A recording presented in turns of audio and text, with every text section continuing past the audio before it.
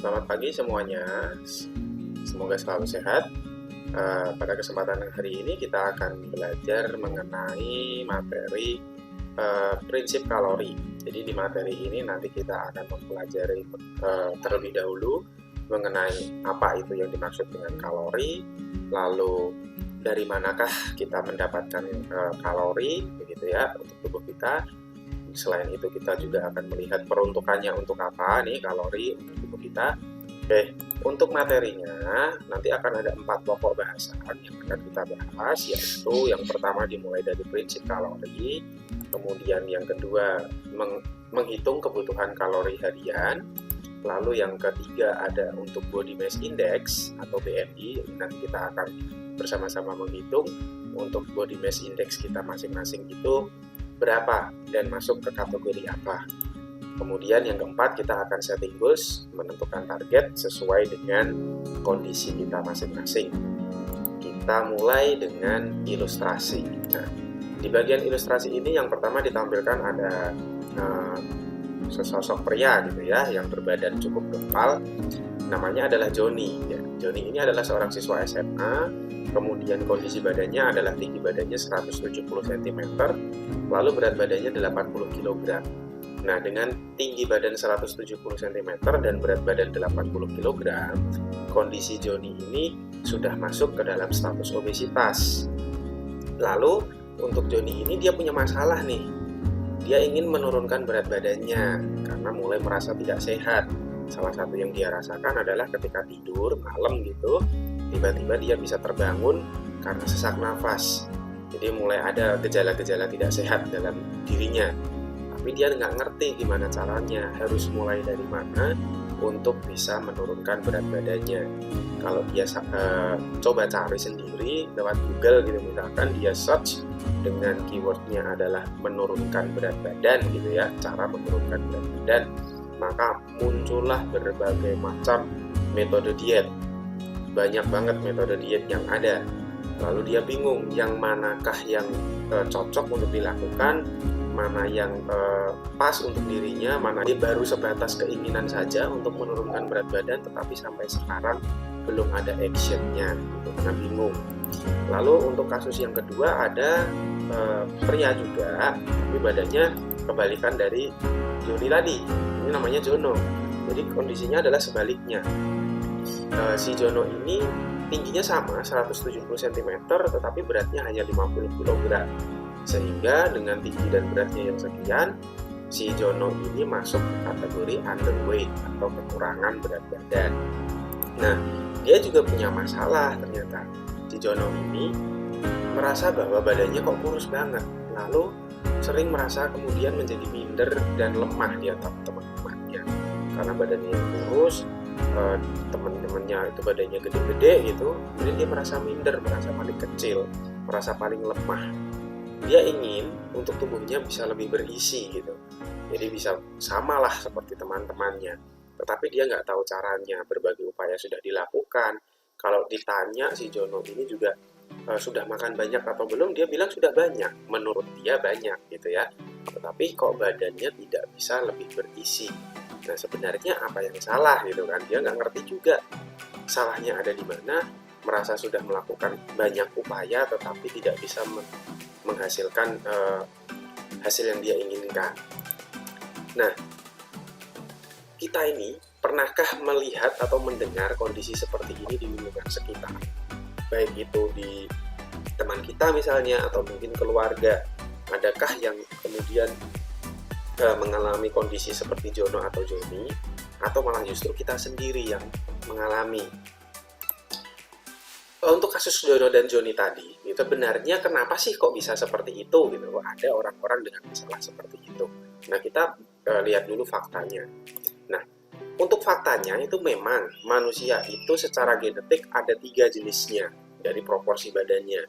Dikategorikan menjadi 3, yaitu ada ectomorph, kemudian ada mesomorph, dan ada endomorph.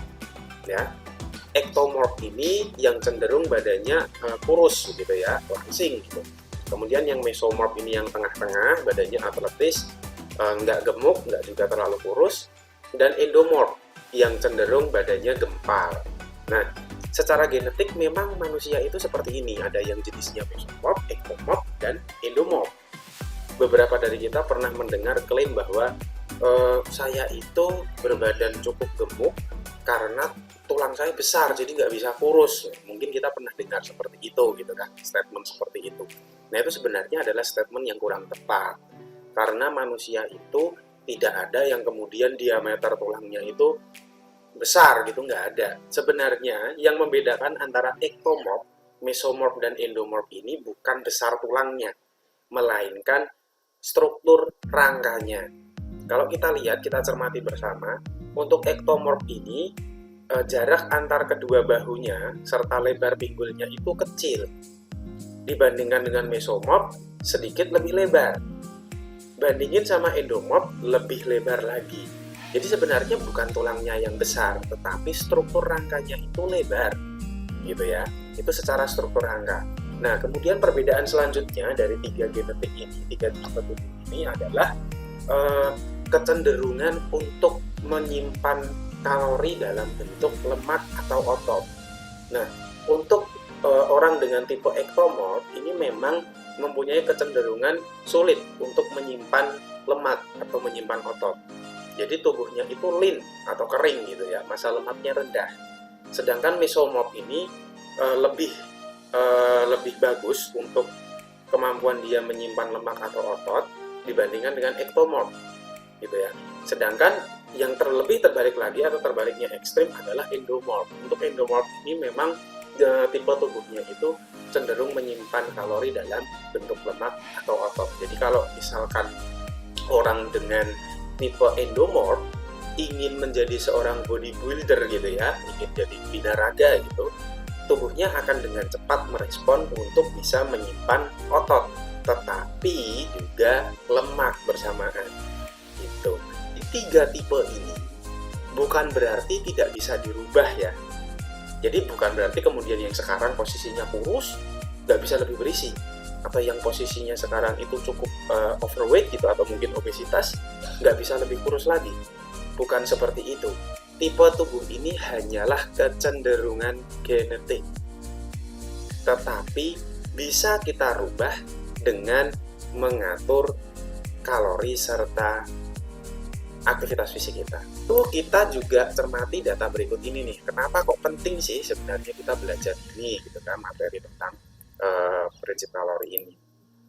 Kita lihat faktanya saja di Indonesia ini, Kementerian Kesehatan itu merilis data hasil dari Riskesdas tahun 2018 ini. Ternyata prevalensi orang dengan obesitas atau overweight gitu ya, ada yang overweight, ada yang obesitas di Indonesia itu dari tahun ke tahun semakin meningkat.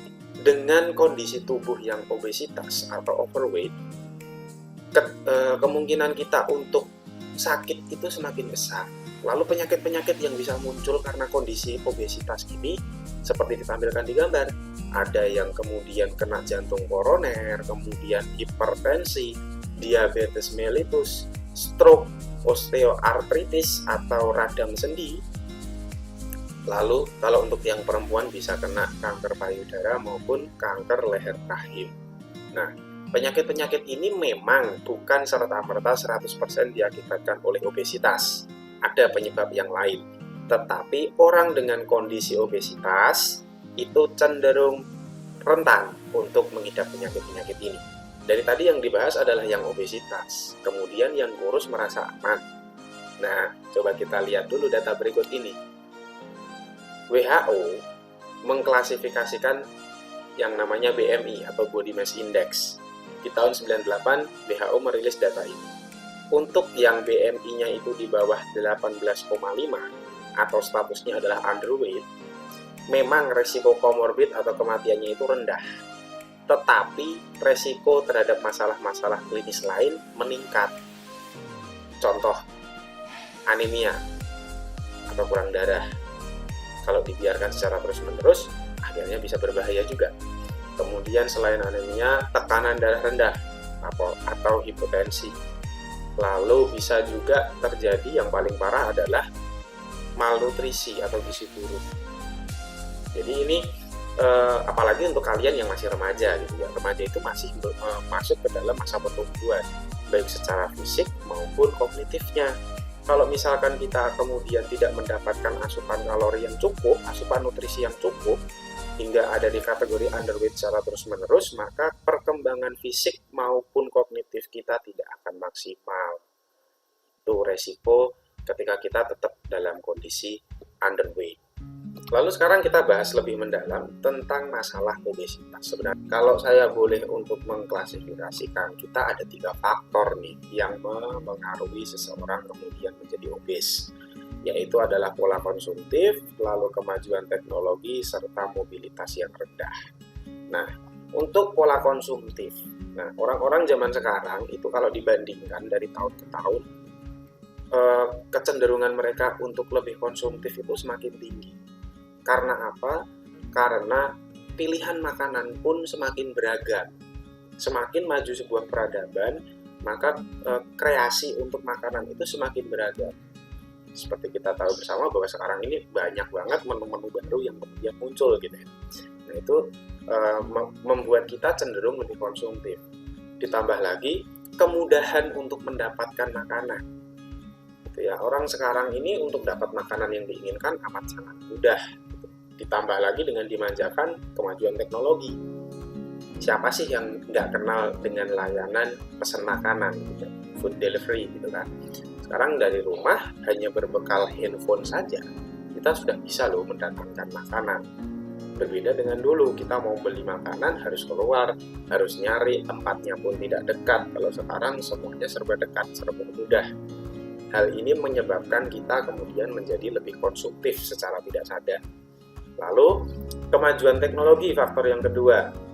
Selain membuat kita lebih mudah untuk mendapatkan makanan, kemajuan teknologi ini juga membuat kita untuk lebih malas bergerak. Gitu ya, karena dimanjakan oleh teknologi. Jadi, yang tadinya kita itu apa-apa harus bergerak, harus ada aktivitasnya, karena banyaknya teknologi ini semuanya sudah bisa dilakukan secara otomatis. Lalu yang ketiga adalah mobilitas yang rendah.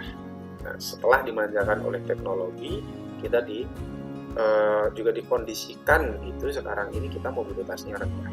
Sekarang ilustrasinya begini. Sekarang sebagian besar dari kalian ketika berangkat ke sekolah normal seperti biasa, sebagian besar pasti akan menggunakan moda transportasi mobil atau sepeda motor. Baik itu yang milik pribadi maupun kita berbayar gitu, semuanya akan membuat kita hanya duduk manis saja. Jadi kita tidak melakukan apapun, effort apapun untuk berangkat dari rumah ke sekolah. Lain halnya ketika kita memutuskan untuk jalan kaki ke sekolah atau mungkin naik sepeda ke sekolah, itu akan lebih membutuhkan effort fisik untuk membawa kita dari rumah ke sekolah. Lalu ketika sudah sampai di sekolah, sebagian besar dari kita akan memanfaatkan fasilitas lift dibandingkan dengan menggunakan tangga untuk naik ke lantai 6 karena kita SMA di lantai 6. Ketika sudah sampai di rumah, kita sekarang sudah dimanjakan juga dengan segala sesuatu yang serba dilayani. Sebagian besar dari kita itu sudah tidak kenal lagi yang namanya tanggung jawab nyapu rumah, ngepel rumah, kemudian cuci baju. Udah nggak kenal lagi karena sudah ada yang melakukannya untuk kita. Lalu bagaimana dengan orang yang underweight gitu ya? Yang masalah underweight bagaimana sih sebenarnya? Faktornya sama 3, tetapi untuk konsumtif digantikan dengan kesibukan. Orang dengan underweight cenderung memang tidak banyak mengkonsumsi makanan. Nah, tetapi apa sih yang membuat dia kemudian tidak mengkonsumsi makanan, bahkan sampai nggak cukup mengkonsumsi makanan gitu ya? Karena kesibukan yang luar biasa. Di situ digambarkan, diilustrasikan bahwa ada seorang wanita yang punya tangan banyak dengan menghandle berbagai macam pekerjaan. Sepertinya itu disebut oleh kita namanya multitasking gitu ya. Nah, kalau multitasking ini kan konotasinya positif. Sepertinya bagus, orang memang harus multitasking gitu. Tapi yang saya gambarkan di situ adalah bukan multitasking, melainkan tidak bisa memanage waktu dengan baik, tidak bisa membuat prioritas kerja, sehingga seakan-akan super sibuk, 24 jam sehari itu sampai nggak cukup. Nah, orang-orang dengan pola kehidupan seperti ini akan mempunyai kecenderungan untuk mengesampingkan asupan nutrisi, bahkan sampai lupa makan karena sibuk bekerja. Lalu kemajuan teknologi juga berpengaruh loh untuk membuat kita ini melupakan tentang asupan nutrisi. Saya ambil contoh yang disukai oleh kebanyakan orang zaman sekarang adalah game, baik itu game offline maupun online. Ketika kita sudah asik nge-game, duduk berjam-jam di depan PC atau di depan handphone itu bisa dilakukan tanpa memperdulikan kegiatan yang lain, bahkan sampai lupa makan, lupa minum, karena asik tenggelam dalam game yang mengasihkan itu tadi. Mobilitas yang rendah itu juga berpengaruh kepada orang underweight. Masalahnya apa sih? Karena ketika kita itu kemudian memposisikan diri sebagai orang yang pasif atau mobilitasnya rendah, maka tubuh akan merespon, nangkep sinyal dari kita bahwa tubuh kita itu tidak membutuhkan massa otot yang banyak, karena biasanya yang kita lakukan sehari-hari effortnya nggak banyak juga. Nah, kalau massa ototnya kecil, maka tubuhnya juga akan ikut kecil. Kalau diimbangi dengan asupan makanan yang banyak gitu ya, maka yang terjadi adalah penumpukan lemak, jadi obes tadi. Nah, sayangnya untuk orang underweight ini udah mageran, tetapi makanannya juga nggak cukup, sehingga makin habislah itu badan. Ototnya habis, lemaknya juga habis. Tinggallah yang sering kita sebut dengan tulang dan kulit. Jadi badannya kurus kering. Nah, sebenarnya masalah utamanya itu apa sih? Nah, masalah utamanya itu ternyata karena kita tidak seimbang menerapkan ketiga investasi ini dalam kehidupan kita. Ilustrasinya gini. Sekarang kalian usia kurang lebih 16 ke 17, anggaplah sudah 17 tahun gitu ya. Tahun depan kalian sudah kelas 12, kemudian lulus SMA. Mungkin lulus SMA di usia 18 tahun. Lalu setelah itu lanjut kuliah S1. 4 tahun selesai, maka di usia 22 kalian sudah S1, lulus S1. Kemudian langsung lanjut kuliah lagi S2. Katakanlah 4 tahun juga untuk menyelesaikan S2. Hingga akhirnya di usia 26 kalian lulus S2. Setelah itu lanjut lagi langsung pendidikan S3 gitu kan, di luar negeri. Katakanlah juga 4 tahun lagi. Jadi di usia 30 tahun kalian sudah lulus dengan gelar S3. Setelah itu kalian mendaftarkan di pekerjaan di perusahaan multinasional gitu misalkan, gajinya berdijit-dijit sampai susah dihitung, maka sepertinya itu adalah saat yang tepat untuk menikmati investasi pendidikan dan keuangan yang selama ini sudah kalian lakukan. Udah kerja mapan, gajinya besar, berpendidikan pula kan gitu kan. Tetapi untuk bisa menikmati hasilnya, kalian kan harus hidup setelah itu dong. Hasil kan dinikmati setelah kalian mendapatkan itu gitu. Nah, ternyata di usia 35 tahun kamu sudah mulai kena diabetes. Di usia 38 tahun akhirnya kena stroke. Di usia 40 tahun meninggal dunia. Amit-amit, ini bukan doain.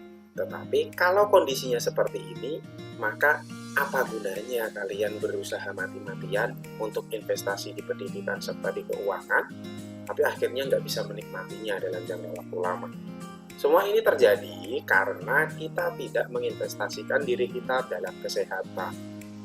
Jadi, yang namanya investasi kesehatan itu harus jalan beriringan, bersamaan dengan investasi pendidikan serta investasi keuangan.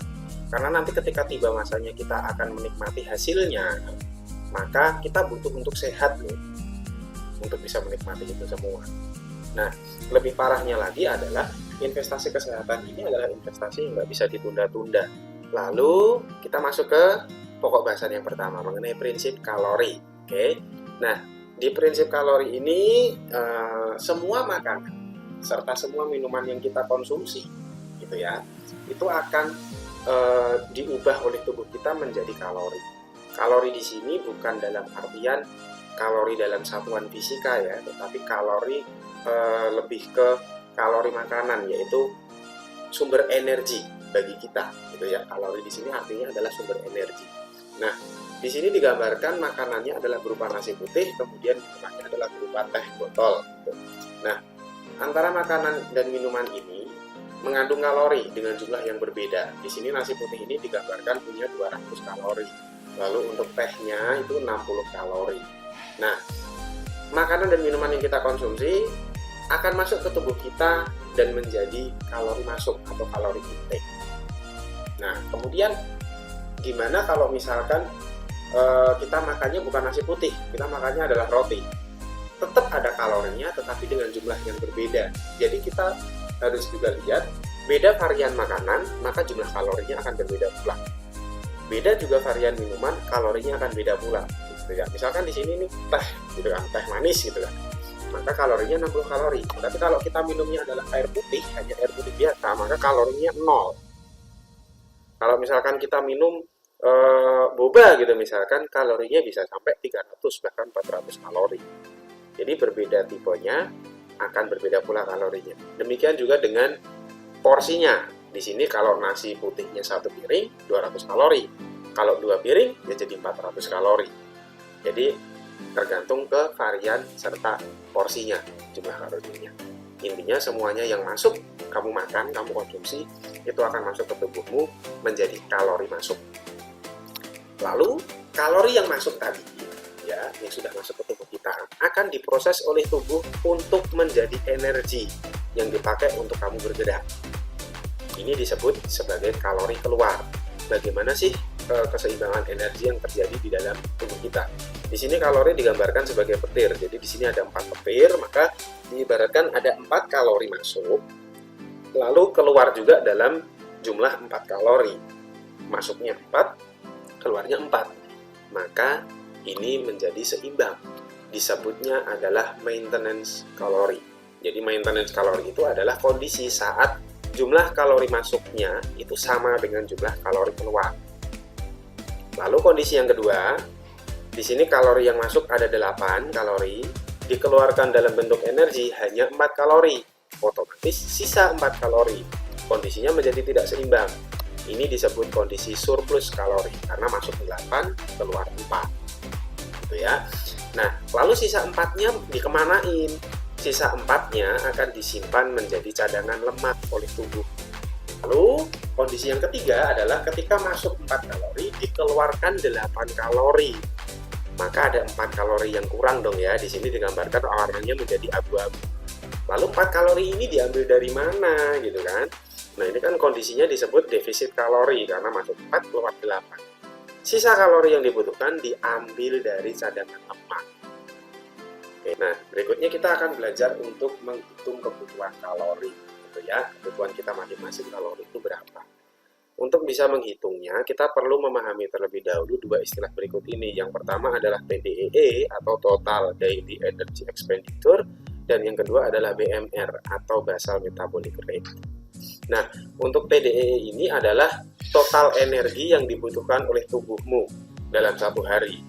Sedangkan basal metabolic rate ini adalah kebutuhan energi atau kalori harian untuk bertahan hidup, untuk organ-organ vital. Contohnya apa? Ketika kamu bernapas, jantungmu berdetak, otakmu bekerja, itu butuh kalori. Tetapi kan itu tidak pernah berhenti selama 24 jam. Walaupun kita tidur, kita tetap bernapas, jantungnya tetap berdetak. Jadi ini adalah kebutuhan dasarnya yang harus dipenuhi untuk sekedar bertahan hidup. Lalu TDEE itu adalah jumlah BMR ditambah dengan energi yang dipakai untuk aktivitas lain. Misalkan kita itu selain bertahan hidup sehari-hari, kita juga ada jalan kakinya, kita ada larinya, kita ada kemudian misalkan nyapu, kemudian ada yang olahraga, basket, misalkan seperti itu. Nah, kalori-kalori itu adalah kalori untuk aktivitas. TDEE adalah jumlah dari BMR plus aktivitas. Sehingga ini disebutnya sebagai maintenance kalori. Seimbangnya, TDEE itu adalah seimbangnya. Kamu butuhnya berapa sih total dalam sehari untuk mencukupi kebutuhan bertahan hidup dan beraktivitas. Itu ya. Nah, untuk menghitungnya, kita bisa memanfaatkan situs yang sudah ada namanya tdeekalkulator.net. Kalian bisa akses melalui browser kalian masing-masing, tdeekalkulator.net. Nah, kalau misalkan sudah dibuka untuk tdeekalkulator.net-nya, nanti akan muncul tampilan seperti berikut ini. Kita pilih untuk yang metrik, lalu masukkan untuk gendernya, pria atau wanita, lalu kita masukkan juga usia kita sekarang ini, berapa tahun, lalu untuk berat badannya, tinggi badan, serta aktivitas. Nah, untuk aktivitas ini kita akan pilih untuk aktivitas yang moderate, yaitu 3-5 kali exercise setiap minggu. Lalu untuk body fat ini kita kosongkan saja, karena untuk perhitungan body fat itu membutuhkan perhitungan yang akurat. Dengan kita tidak punya alatnya, boleh dikosongkan saja. Setelah semuanya ini diisi, kita klik untuk calculate. Nah, ketika sudah diklik, maka tampilan yang muncul adalah seperti ini. Nah, tampilan berikut ini adalah data untuk diri saya. Jadi saya masukkan data diri saya, hasilnya seperti ini.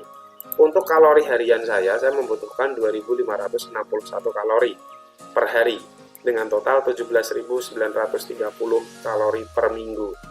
Lalu untuk basal metabolic rate-nya atau BMR-nya saya membutuhkan 1653. Maka minimal untuk saya bertahan hidup dengan baik gitu ya, fungsi tubuh saya bisa bekerja dengan baik, sehari itu saya butuh 1653 kalori. Lalu kalau misalkan saya karena memilihnya moderate exercise, saya membutuhkan 2561 kalori.